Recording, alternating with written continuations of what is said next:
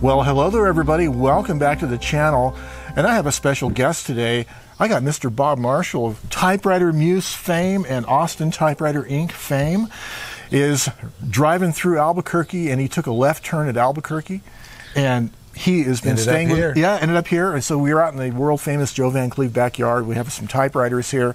I have the Corona 3, the beautiful little folder, and you have a wonderful typewriter. What is this? Smith Corona, 1959. The top case broke. It's a 6 series Galaxy. Yeah. And it's running topless because it's summertime, right? Yeah. And you can do that in the summer. Or maybe I needed the parts for a machine I repaired. So that's it. You never know. And you got a little bit of a makeshift thing going on with this real spools. We'll show that in a few minutes, right? But I really welcome you to the channel, Bob. We're going to hopefully have a good discussion. Welcome. Yeah, thank you. Yeah. Good to be here. Absolutely. Thanks for having me on. Well, okay, Bob. Well, we had a great time yesterday, and we went down to Kevin Kittle's house and enjoyed a fine dinner and a lot of fun sitting out on this veranda typing. Of course, we didn't videotape any of that, but we had some good discussions. I thought we'd talk a little bit about different subjects related to typewriters and what you call typewriter culture, which I really like that phrase. Right? Yeah. And you've come across some interesting methods for using typewriters to create, and you were talking about that yesterday, and I'm interested in this whole concept of rough draft, or early stages of creativity, how you use typewriters for that. And I thought you might want to give us a little rundown on how you use a typewriter to create in the context of like early stages of writing, for instance. I, as a published author, I get to have a lot of fun figuring out how typewriters fit into my process, and it all comes down to process. We're very fortunate in today's day and age. There aren't a ton of instructors telling us how to use typewriters. There's you, which is great. I remember when I started using typewriters, I would go through Joe Van Cleve videos and figure out what I could find. Because remember, I'm a fan way before I got to call Joe my friend. So you got to sit and figure out what process works for you. So I was telling Joe last night, my favorite process is I usually have something like this, a portable off to my right. And then I've got a big monster standard in front of me, and then I've got my laptop here to my right. This was my left, right? Your other right. Yeah, my other right. So I end up with this particular typewriter I'll put outlines on. Let's say I've gone through outlines, and I figured out what I want to write. Now, I write nonfiction. I have started writing some fiction, but it's books. It's long game stuff. And from time to time, I do get to write small things. I just got to write an intro for a motorcycle book. I come a lot from the motorcycle world, so I'm excited to post about that soon enough. But I'll do a rough draft. What do I want to say? That'll be here. My main writing will be here in front of me, and I put it pretty far out in front of me. And luckily, so you're kind of one of those guys that's typing like that. Yeah, I kind of take that Franz Liszt approach to the piano. The Franz Liszt approach. Yeah, he was way out. His piano was way out. I don't have the physique that man had, but regardless, it's nice to have the machine out, so this way I can just type. And it always happens that I have a word I need to look up, I have a fact I need to look up, and that's where my laptop being open here works. So that's kind of my process. That's what makes me comfortable. So when you're doing the rough draft typer over to your other right, are you doing like double spacing, or how is your formatting set up? Yeah, a lot of that is double spacing, because I might want to put in, let's say I've got 6 or 8 things I want to talk about in a particular chapter. I'll hit on things that I really want to type about, and I don't always get them all the first time, and that's why I love self-editing. But after I'm done here, and a lot of times too, here I'll have a whole scroll going. So by the time I'm done, my manuscript is just on that fax paper. I got that idea from you. Oh yeah, years ago. Good. Yeah, just scroll it through, and the fax paper is pretty darn affordable, and I just have it tied to a rope on the window in front of me. So it's a Jack Kerouac school of composition. Well, it's because it's cheap and easy. And you might as well make it work, as opposed to having to stop and move paper, which isn't that big of a deal. So your rough drafting is like, how do you take those words? Like, first of all, do you worry about punctuation and all that and spelling on the rough draft? I do naturally. It's just, and it's important to me to spell a word correctly. Okay. Because once I'm done with the manuscript, when I move it to digital form, we can talk about that in a minute, but when I move it to digital form, there's no spell check on that. So Right. I want it all correct, and it's a Right. great way to build relationships with all sorts of exciting words that you may or Yes. may not know. That's right. New words yeah, in your yeah. life. And so then you'll take parts of what you've rough drafted, Yeah. and you put them into more your main typewriter for the more finished, Yeah. early stage writing. Yeah, right? it's just a continuous stream of consciousness where you're really writing what you're writing. And I've got some big standards that I'm a big fan of. Such as? I know I've got a 1914 right return. Oh, yeah. L.C. Smith. I don't know why I love that thing, but it works out real well. It's real convenient. You have to pull it to the right instead of pushing it from the left, right? Yeah, exactly. You know, I find myself sometimes doing that with typewriters. I actually like sometimes to pull it and then spin it by hand instead of reaching over. Oh, in fact, okay. on this Corona 3, it actually works better than doing the pinch thing. Yeah, that pinch thing Right? is... You can just go, think, click, click, right? So anyways. And then keep going. Yeah, keep going, yeah. So how do you figure out when you've written like a couple paragraphs or a page on the rough draft typer, how do you figure out what part of that goes now into the main document that you're typing on the other machine? Yeah, when I put it to electrics, and it'll usually be several chapters. So I usually like to pile it up, and anytime I sit down to write, naturally I'm reading what I've written the day before or the week before, as it may be, because time gets away from us. Yeah. But then I've got a manuscript, and I can go through, and I'll just start marking with a pencil what I like, what I don't like, what I want to keep, what I don't want to keep. Yeah. And once I've got that manuscript, and I end up folding it into 11 inches, even though it's on scroll paper. Right. Then I can set it up, and that's when I start moving it to the computer. Okay. And it works real well for me to move it to Google Docs. Okay. Of course, I've got Word, but Google Docs is so easy to share with. So you Beta compose reader, live editor. into Google Docs? Yeah, exactly. And it's a great way to self-edit. Great. And I know most people hate self-editing, but I really enjoy it because I think that's when I end up finding all the great anecdotes. Right. Well, if you have to reading. transcribe it anyways, Yeah, by retyping it, you might as well make an edit stage out of it. It's a whole other edit stage yeah. that you're giving yourself. Because you're saving yourself time, actually. A ton of time. Yeah. And I only type 30 or 40 words a minute. I'm not terribly fast. Well, that's good. I think it's important to slow down and I've really always build found a relationship with it. Yeah, I found my speed of thought is the limiting factor. It's not the speed of typing. That's right. I could type 100 words a minute of crap. That's right. Right, but it's really about That'd be like real 20 easy to words do. a minute of really good stuff is actually faster. Yeah. Right. Well, you're right. And so many people think using a typewriter, I make the argument because so many people think using a typewriter is much slower than a computer. But my process has proven to me anyways, mentally as well as physically, to be a lot faster, even though I'm typing it twice technically, or 3 times from outline to rough draft to manuscript in a digital format. It enables me to not have to stop and move things around on a computer screen or take out paragraphs. It's much easier just to do it by hand. Right. I think that model of editing as you go on a computer and a word processor ends up being just as much typing as if you were doing it in stages like you do. But the advantage of doing it in stages is you're more focused. Right. Because if you have to stop, interrupt your train of thought to go back and re-wordsmith a sentence, instead of letting your train of thought continue, you interrupt yourself too much. Big time. Right. Yeah. And you really skip contractions and conjunctions and all sorts of things that make whatever you're writing worth reading.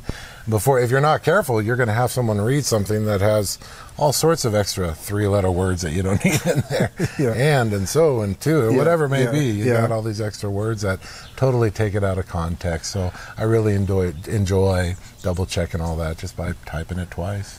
So when you then take the typewritten manuscript, you keyboard it into your Google Docs, and then it's shareable. Like then you just share a link to the document with via Gmail, to your publisher or whoever your editor or whoever needs it, you're working with, right? Yeah, I usually send it to beta readers, and I do not give them permission to move it around. And beta readers are funny. We all say like beta readers, like they're so easy to. I'm blessed with people who are happy to read what I'm writing. Okay, so just to clarify the term, right? Right. Because that's like an inside writer's word, but it's a person test reading it, I guess, before it's published. Do they like it? Do they not like it? It's like a screening, a pre-screen, which we got into this discussion last night, by the way, pre-screening. Right. No, it's all screen. There's no pre needed. There's no pre. It's just screening, right? That was pretty good. I like that. I like that discussion. That was funny. But a pre-screening of your work, right? And they're kind of giving you feedback as you go, right? Yeah, they'll say this part they understood, this part they didn't. When I'm fortunate enough, blessed enough to have beta readers, different people will want and expect different things. I've got a beta reader who really enjoys romance mystery novels, so that person's going to be looking for something very different than the person who's mechanical and looking for something to read themselves to sleep, and are they enjoying that? So you just never know what people are interested in, but that's the fun of the feedback of the beta reader.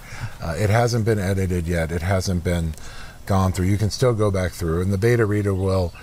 Sometimes they email me back, I like this, line 176 made no sense. However they decide to do it, I just tell them. Well, line 176 never makes any sense. No, because it's where you really get into the juice of the story, and then they're like, forget it, we don't want.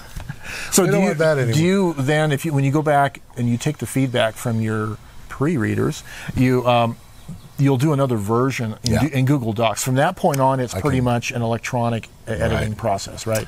Right. And then do you save it as another version number in Google Docs, or do you just kind of reword it and send it out as like? If there's not major story change, if I don't have to add any paragraphs or anything like that, I'll just keep it as version 1. And I just follow numbers. This is version 001. Right. I mean, I don't want to get complicated, and it's easy to save that. And I just know whatever version I'm working on. So let's say I have to add some paragraphs. So I'll throw that as version 001, version 002 has added paragraphs. Then I can send that off to the editor. And all you're sending it to them in subsequent stages is just the link to the document, but the document's been updated. Right. So I can make a copy digitally. Right.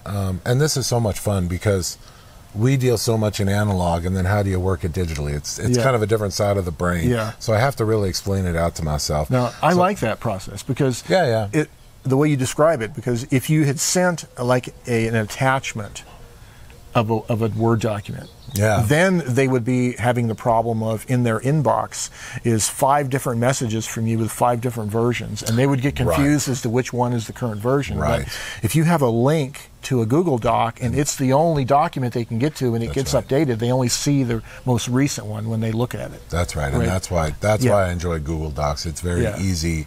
Yes, it's missing a ton of bells and whistles compared to Word docs, but when you're reading a story, do you want bells or whistles? No, I don't need to center stuff. I don't need to. I don't need to I don't need to turn it sideways. I don't need to add pictures. I don't need any of that. Yeah.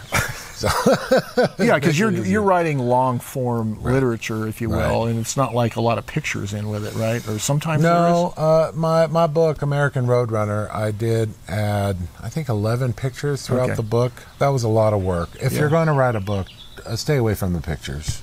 That's my advice. Yeah, pictures and text is a whole other totally thing different of layout, format, design, typography, sequencing, everything. It's complicated, right? Yeah, and getting the picture angled right and black and white and the quality correct. And then they were American Roadrunner is a book of racing motorcycles cross country. So all the pictures were taken with my picture phone, and how to make that. It was work. Well, getting back to this, then, when you finish or get it to the project to the point where it's electronic and it's to your editor or wherever, what do you do with the rough paper drafts that you've done? Put it in a manila folder. You put them in folders. Put it in an old steel case. Okay, and then your scroll is I fan fold the scroll so it'll fit within a standard letter size folder, right? Do you do the same thing, kind of? Yeah, I try to make it 11 inches. It always works out to be about 10 inches. Yeah. I really should get a piece of cutting board or something. I was thinking, 10 and a half inch piece of cutting and just board. Wrap it or something, And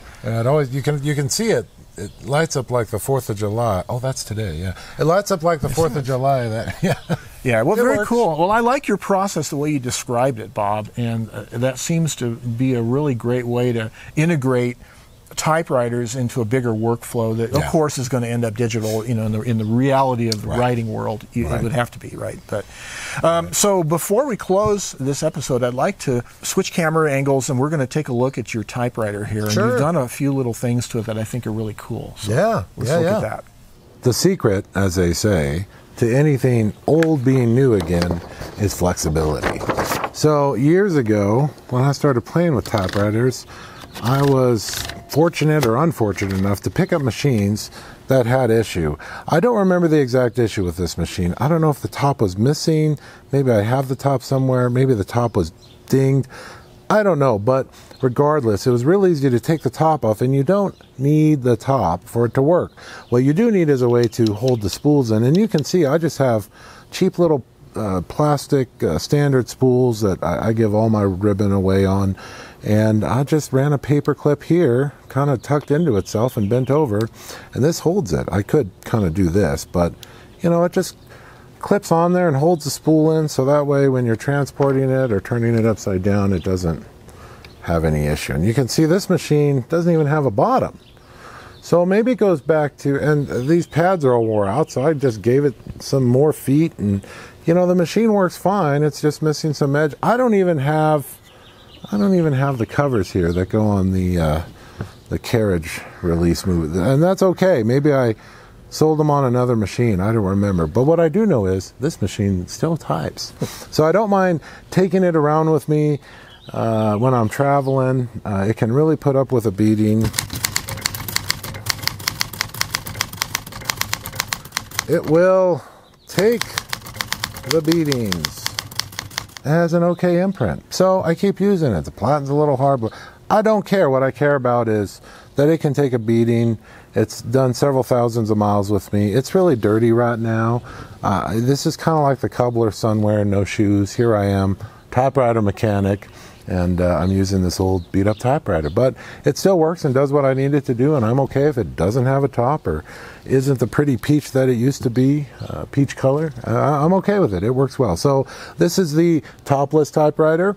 A few other typewriters I've done are completely naked. This is a 6. If it was a 5, it's very easy just to take the side panels as well as the top off if they have issue. I think a Remington Rand, I've sold those naked, and it's just the body has issue. Let me take the body off. The typewriter still works well, and from time to time I get a customer who's real excited about the naked typewriter because you get to watch everything move, and you know, you polish everything just a bit, and you get a little light at a coffee house in a corner at night, and it's shining and throwing sparkles all over the room, and people dig it. So topless typewriter, naked typewriter, viewer discretion advised.